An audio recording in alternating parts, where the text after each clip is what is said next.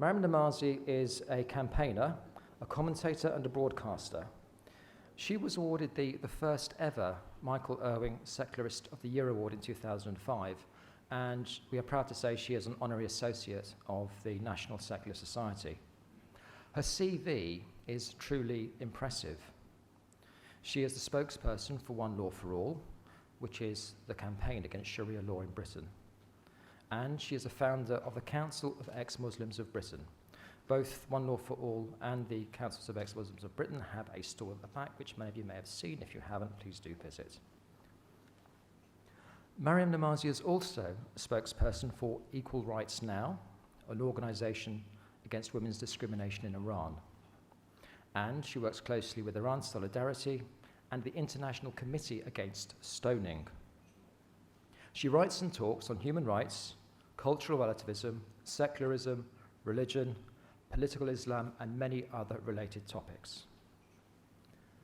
This June, she and others celebrated the 5th anniversary of the Council of Ex-Muslims of Britain. She wrote about the event in a blog, and it was called The Courage to Think. Maryam has many admirers because she has shown over the years she also has the courage to act. Maryam was born in Iran, and perhaps Christopher Hitchens had her, or women like her, in mind when he wrote, "Who are your favorite heroines in real life? The women of Afghanistan, Iraq, and Iran, who risked their lives and their beauty to defy the foulness of theocracy." Please give your kindest welcome to Maryam Namazie.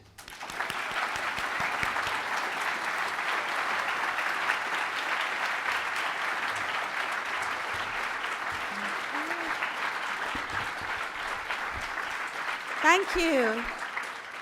Thank you very much. It's a wonderful pleasure to be here and to be part of this excellent occasion of large numbers of secularists. It's great. I'm going to be using PowerPoint, which I haven't used very often, so do bear with me if I mess it all up. Oh, there. Okay, yeah, it's already done. Sorry. Well, you know, sometimes I really don't know what more I can say. What else can be said about Sharia law that at least in your gut you don't already know? It's based on the Quran, Islamic jurisprudence, and the Hadith, sayings and actions of Muhammad. Its criminal code includes stoning to death for adultery and execution for apostasy and homosexuality. In Iran, for example, there are 130 offenses punishable by death. Its civil code, which is imposed by Sharia courts right here in Britain, is discriminatory and unfair, particularly against women. Basically, it's the code of death and despair. Not breaking news, is it? After all, it is religious law, and isn't that what religion does best?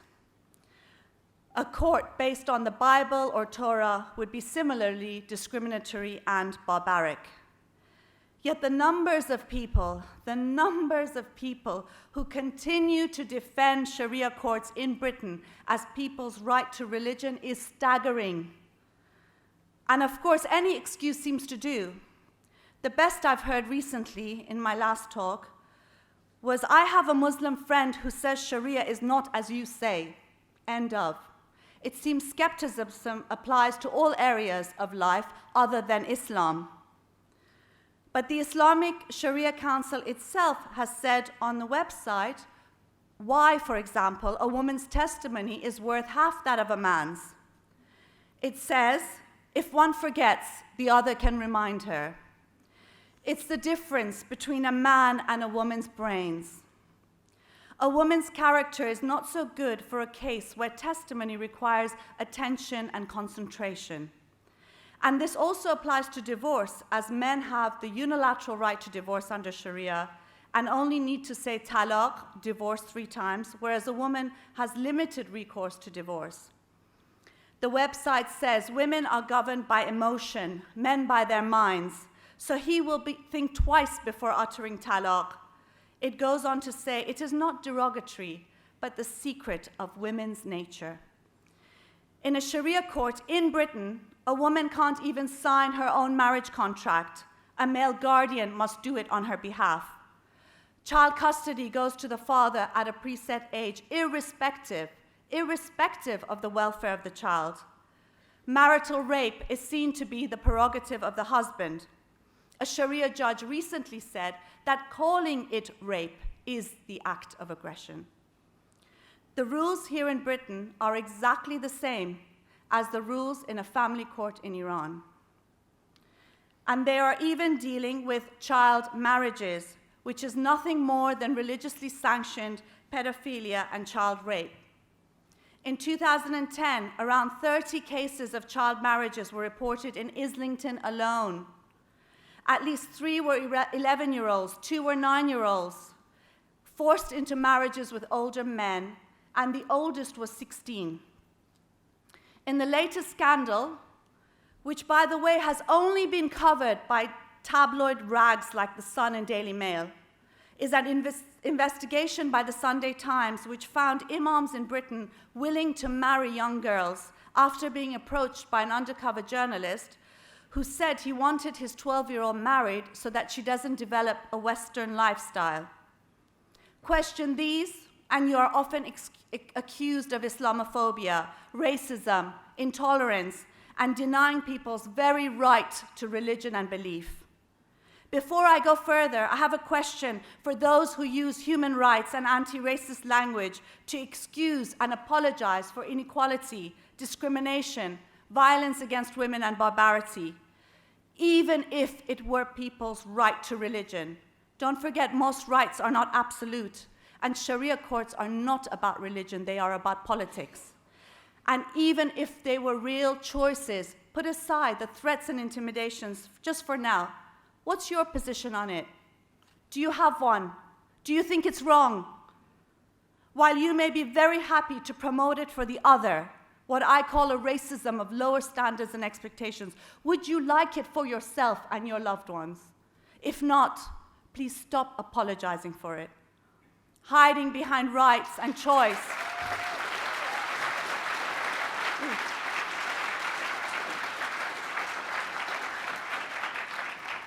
Hiding behind rights and choice to excuse misogyny is a betrayal of human principles. After all, years ago, certain men only had the right to vote and the right to own slaves. Remember good old-fashioned international solidarity, how I miss it, when we actually joined forces with those suffering under racial apartheid in South Africa, for example. Nowadays, many liberals and postmodernist leftists side with those imposing the apartheid, sex apartheid, because it is considered the right to religion.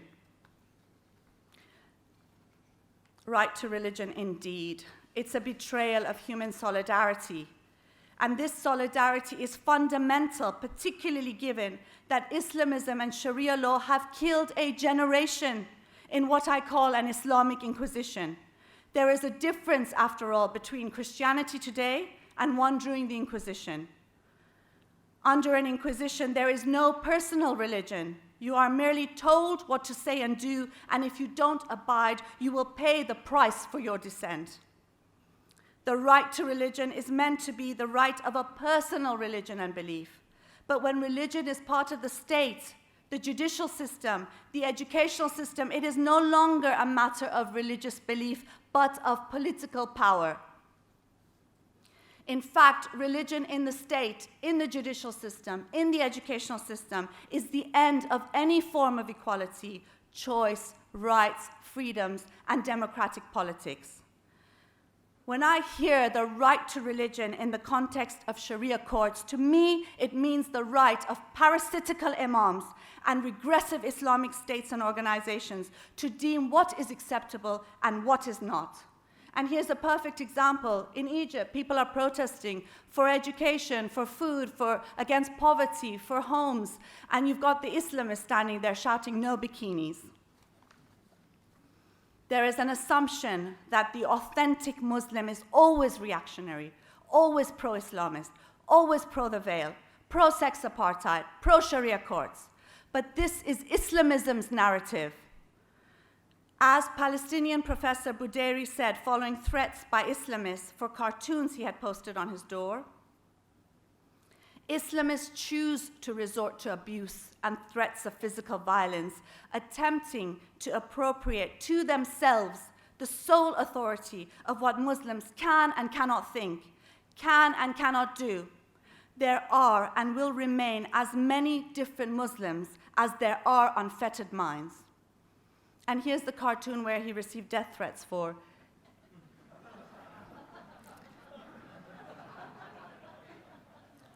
Muslims, after all, are not a homogeneous community as Islamists portray. When you give group rights to the so-called Muslim community, you basically give further power to the dominant elite, the imams, the scholars. And as Richard Dawkins has said, you've got to read more than one book if you want to call yourself a scholar, at the expense of women and many others.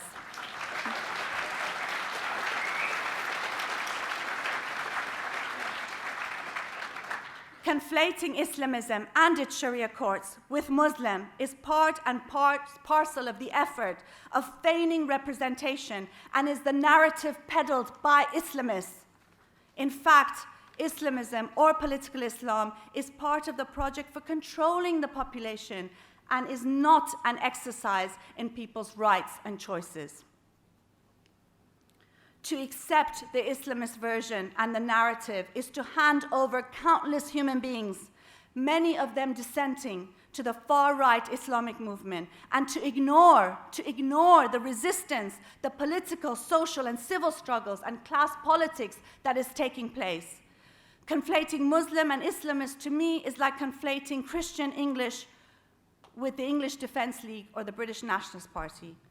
Very often, also a criticism of Islam, Sharia, Islamism, is being touted as racism, discriminatory, and Islamophobic. It's not.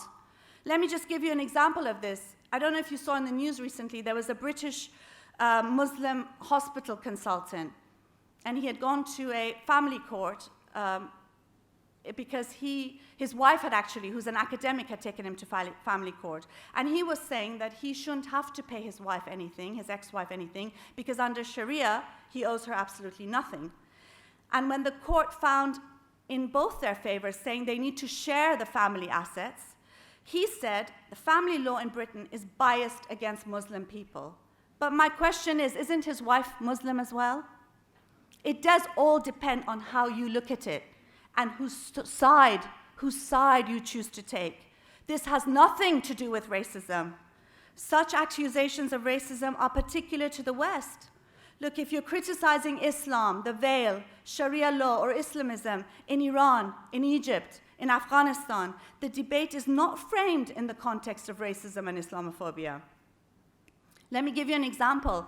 When the Saudi government arrests and threatens with death 23-year-old blogger Hamza Kashgari for tweeting about Muhammad and tweeting that women in Saudi Arabia cannot go to hell twice because they already live in it, he is not accused of racism. He is accused of blasphemy, of apostasy, which is punishable by death. But if you criticize the Saudi government in the UN Human Rights Committee, you are suddenly accused of racism and Islamophobia. What I'm trying to say is that Islamists and their apologists have coined this term. It's a political term to scaremonger people into silence. And this is a fantastic Jesus and Mo cartoon, where Jesus says, if we want to live together peacefully in a multicultural society, we must ensure that everyone's fundamental beliefs are protected from attack and ridicule. The audience says, I don't want my fundamental beliefs to be protected from attack or ridicule, thanks. Please feel free to attack or ridicule them anytime you wish. You've got Muhammad saying, racist. And this is a perfect slide. But ma'am, interfering with Sharia law would constitute a hate crime. These bogus accusations of Islamophobia and offense serve Islamism in the same way that Sharia law serves them when they are in power. It helps to threaten, it helps to intimidate, and silence criticism, solidarity, and dissent. They work, in my opinion, like secular fatwas. And they're used not to defend Muslims from bigotry, but to defend Islam and Islamism. Criticism of religion and that which is taboo is always important, but it's particularly important during an inquisition. then it is often a matter of life and death. Take the recent cartoons of the French weekly Charlie Hebdo. In a climate where Islamist murder, violence, and intimidation is cowering many into silence and submission, I say bravo, Charlie Hebdo, for insisting on poking fun at Islam on par with other religions and refusing to back down despite calls for censorship. I think it's one of those things that will be remembered. It has been said that the magazine's aim to reassert its left-wing secular tradition in this climate is more anti-Islamic than it is anti-clerical. But anti-Islamism is this era's anti-clericalism. We are told the cartoons are unhelpful. Thank you, Guardian. In a climate of religious and racial prejudice, but to say so misses the point. What is unhelpful, to say the least, is Islamism's murder and mayhem. Criticizing Islam and Islamism is not about prejudice. That is Islamism's narrative, which has been brought hook, line, and sinker by those calling for censorship. And what this lot forget is that those facing the most threats from the vile Islamist herds and gangs are not satirical French publications or even US and French embassies, but the many, countless human beings who are living under Islamism and Sharia law, like Saudi Hamza Kashgari, like Indonesian Alex An, like Egyptian Albert Saber, and Pakistani Asia Bibi, and many of them are Muslims. Of course, Charlie Hebdo's cartoons are very different from the racist Christian right film, The Innocence of Muslims. In my opinion, the far right is the same as the Islamic movement. Islamism is a far right movement, and they have a lot in common. But free expression is not just for those that we agree with. And let's not forget that a very bad film, a very, very bad film, is just that. The real problem that needs to be addressed head-on is Islamism, not more censorship and submission. If you think that the mob violence against the film and cartoons are merely about manners or even about religion, you are mistaken. They are about politics. It's the same with Sharia courts in Britain. They are not about religion, but about political power. If we are to succeed, as we must, as the wonderful Salman Rushdie says, we must be braver. But you have to move beyond polite and comfortable debates around Christianity to a renewed anti-clericalism and an uncompromising secularism which aims directly at Islam, Islamism and its Sharia laws, and religion itself. As the late Marxist Mansur Hikmat says, in Islam, the individual has no rights and dignity. In Islam, the woman is a slave. In Islam, the child is on par with animals. In Islam, free thinking is a sin deserving of punishment. Music is corrupt. Sex without permission and religious certification is the greatest of sins. This is the religion of death. In reality, all religions are such, but most religions have been restrained by free thinking and freedom-loving humanity over hundreds of years. This one was never restrained or controlled.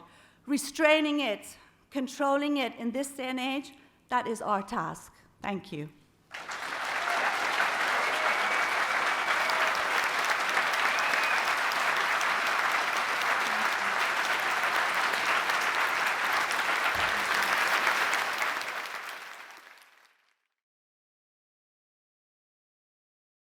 How do you find the situation of temporary marriages in Iran?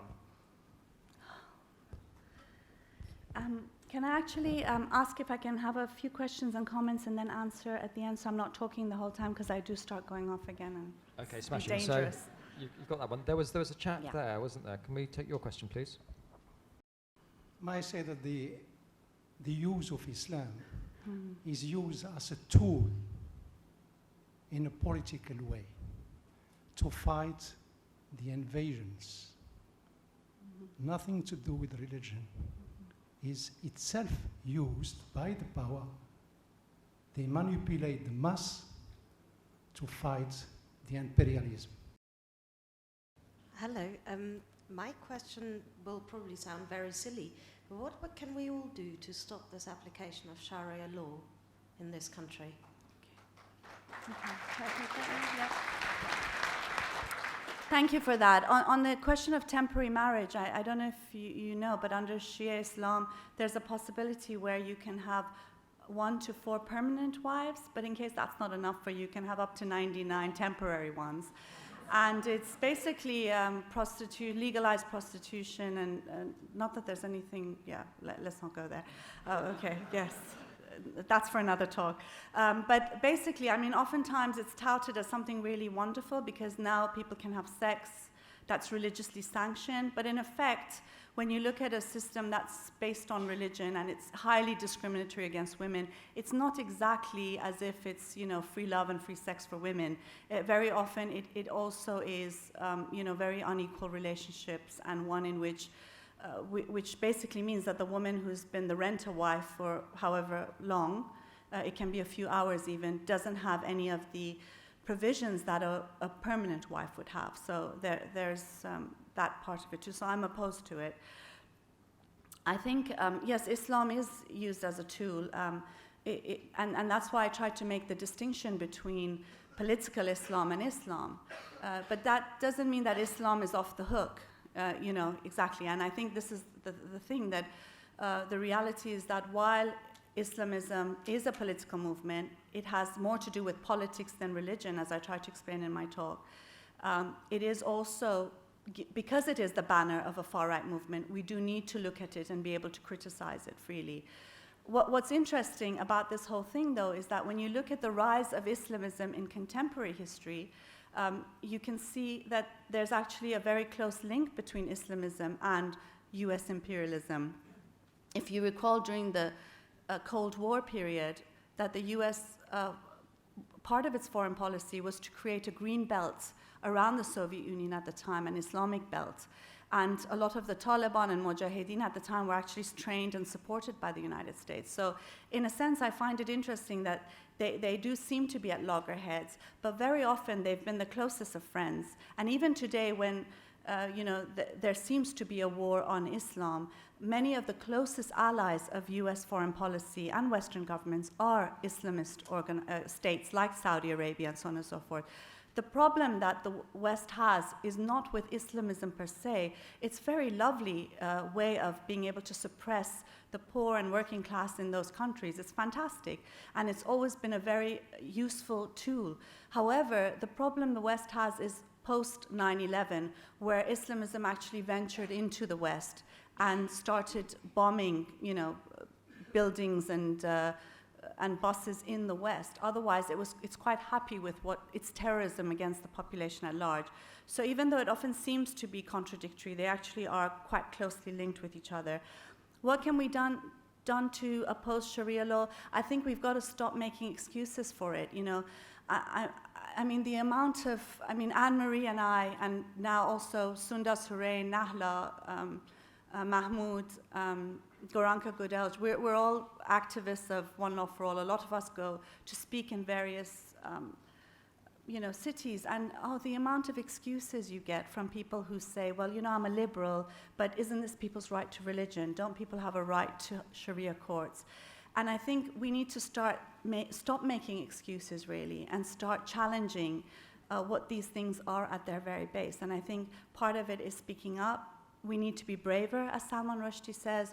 We need to be able to challenge, and we need to make very clear that this has nothing to do with racism. Yes, there is a far right that exists that is racist, and one of the things that we do as the One Law for All campaign is to say that we're against both, because I don't think you can oppose Sharia law in the West, at least, without also opposing the far right, because they are using the issue as a way to bring forth their anti-immigrant and racist agenda. So there's a lot of things you can do. Join us for one, help us, support us, and get the word out. Right now what we're doing is Baroness Cox at the House of Lords, she's introduced a private members bill, and it's going to have its second reading in October. And the members bill is specifically to try to limit the specific problems related to the use of the Arbitration Act for Sharia courts. So it limits, for example, it will make it illegal for you to be able to have a court where a woman's testimony is not the same as a man's. You will have to say that there are other options available, and so on and so forth. That bill has a second reading in October. We are now collecting signatures in defense of that bill. That's another very important thing you can do, as well as contacting MPs and members of the House of Lords to tell them that this is an important human rights issue. Why? Why must Muslim women and children from Muslim families have to have different sets of rights and standards applied to them? It's unacceptable, really.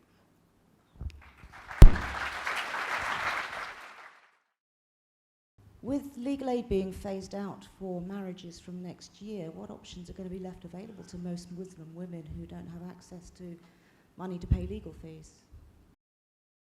The 2005 law against incitement to religious hatred, is it a real problem for you in your campaigning?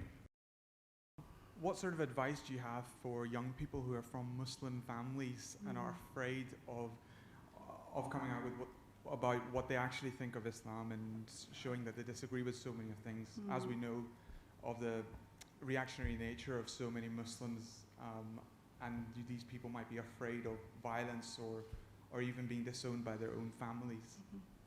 Thank you. Yeah, I mean, I think I'll just answer these three very quickly. On the fact that there are cuts, of course, that affects everything, but I think that we can't allow that to stop us from facing up to these challenges. I think, the Lawyers Secular Society, for example, and being able to outreach to lawyers that are secularists, that are concerned about these issues, we need to be able to work more closely with them. I know the NSS has been hugely supportive, one of the most supportive organizations of the One Law for All campaign, as has the Richard Dawkins Foundation for Reason and Science. And I think that that's just the way around it. But again, what it shows is that how very much linked all of these issues are. You can't just work on Sharia courts without also being concerned about the cuts, without being concerned about the attack on asylum rights, and so on and so forth. The blasphemy law doesn't really affect us because I don't care what laws there are. I will say what I have to say, and in that sense, I think that, And I think, in effect, many of the meetings that we have are actually violating a lot of laws and codes, and that's the great thing about it. On advice, I mean, I think it's a very difficult question. One of the reasons the Council of Ex-Muslims of Britain was established was to provide a space for people who are leaving Islam, who've left Islam. I come from an Iranian political background, and we've been fighting Islamism for more than 30 years. So, for me, the way we look at Islamism it's very different than the ex-Muslims I've met here. What I want to say is that I was astonished to see how many people are frightened and unable to come out even to their families and to their friends. And people who are born and raised in Britain, I mean, I think that's scandalous. It's scandalous. And I think part of it, one of the things I always say is, look, if you who come from a different background and don't have those fears, if you can't speak up, if you call and say, can you remove my name from the One Law for All website because I'm afraid, and if you don't want to come to our rallies because you think, well, you don't want to be seen against Sharia law, you don't leave any space for people who are in more dangerous situations to do that. And I think part of it is all of us coming out, all of us speaking out, and creating a space. There is really safety in numbers. There is safety in numbers. And I think I personally find that since I started the Council of Ex-Muslims, where we had great difficulty finding just 25 names and faces, now I see a lot more ex-Muslims coming out and speaking out, and I think that's all part of creating that space for people to do that. There's also a forum. We have meetup groups for women, for asylum seekers, as well as for just social events. And the forum is really good because people from all over the world can actually be a part of it and not feel alone. We are having to deal with a lot of problems, suicide, people who want to commit suicide, people who feel desperate, alone. And one of the things we need to do is make sure that they don't feel alone. And the reality is that if we were members of a church, we would never feel alone, because that's just what they do. They just come around you and won't let go of you, in case you start thinking, you know. But unfortunately, in the atheist movement, we don't have that sort of support. And so we've got to create those support systems in which people can feel able to come out. What do you make of the UN Secretary General's reaction to the film Innocence of Muslims, and what do you think our reaction should be as secularists? He said it's an abuse of the right to freedom of expression. There's been an argument that is supported for censorship, and though I am all for freedom of speech, what they do say is that it endangers the troops that we have overseas, because Islamists will stage violent protests against them, and it is going to be very dangerous for embassies and troops overseas. Hi there. Yeah, one of the earlier questions, I'm sure it was with good intention, everything we were talking about, how Islamism and this problem we're having is due to Western imperialism, or they're using it as a tool. Do you not think that's also quite a dangerous thing to adopt, a policy to adopt? That, you know, there's a lot of inherent problems with religion, and one of the things we need to challenge is actually criticising the religion from an inherent religious perspective, as well as the political and, you know, the legal aspects of it. Just actual being able to criticise and satire the religion itself, as well as the politics. I mean, yes, I agree with you. I think, you know, I've often been told, well, can you just not talk about religions and just focus on Sharia law? Well, no, I'm sorry. You know, and the reality is that, you know, the political movement's banner is religion. It is Islam.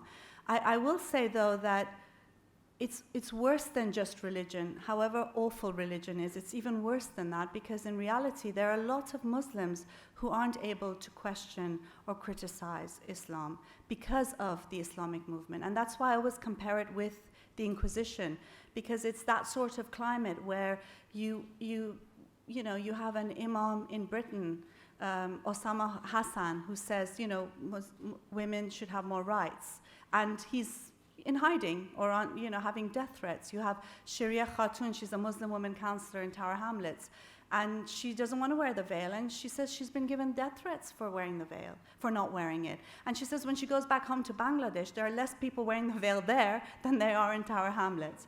And so I think the reality is that because of the political movement, you know, I think we need to focus on Islamism, because if Islamism is not there, people are able more freely to criticize religion, to leave it.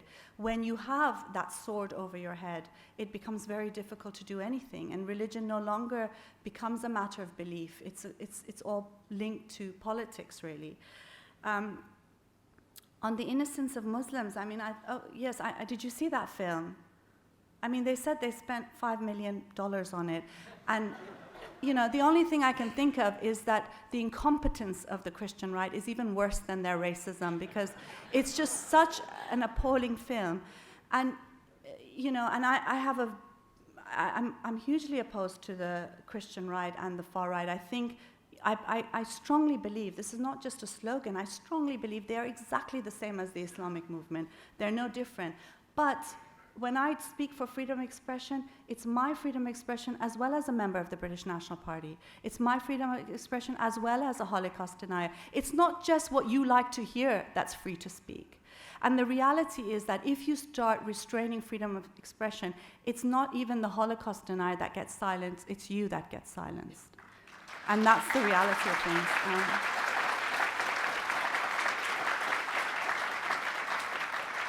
So, you know, the reaction of governments and the UN is one of pure cowardice, you know.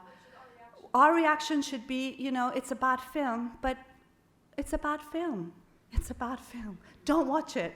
You know, and I think the other thing that we need to stress is that it's not about, you know, the outrage of Muslims. I saw this lovely thing on Avaz before I came, so I couldn't put it here for you, but they had taken, someone had taken a photo of the Newsweek cover which said the the rage of Muslims and had these Islamists. They're not Muslims, they're just a different breed of human beings, they're Islamists. They had Islamists there, and then there was some Avaz activists who had done Newsweek and put the rage of Muslims and had, a few girls in Iraq swimming, and they had some athletes in Egypt running. It's not the rage of Muslims. There are a lot of Muslims who, are not outraged by it. My parents are one of them. And as, people have said about Salman Rushdie even, is that he is actually the voice of dissent in many Muslims themselves. And so I think our reaction should be free expression matters. Yes, troops are getting killed. Well, why the hell are they there in the first place? And second of all, troops are getting killed. You know how many of us have been killed for decades by Islamism, all the while supported by Western governments, all the while. We have lost some of the best and greatest in Iran as a result of US foreign policy in support of Islamism. And many, many countries can say the same. So, look wider. Secularism, not just for Britain, for all of the world. And Islamism is something we need to fight. We need to fight seriously, and we need to fight religion. We've got to stop being polite, because a lot rests on our shoulders. And I do worry that we are not taking this seriously enough. Thank you. Thank you very much, Maryam Namazie.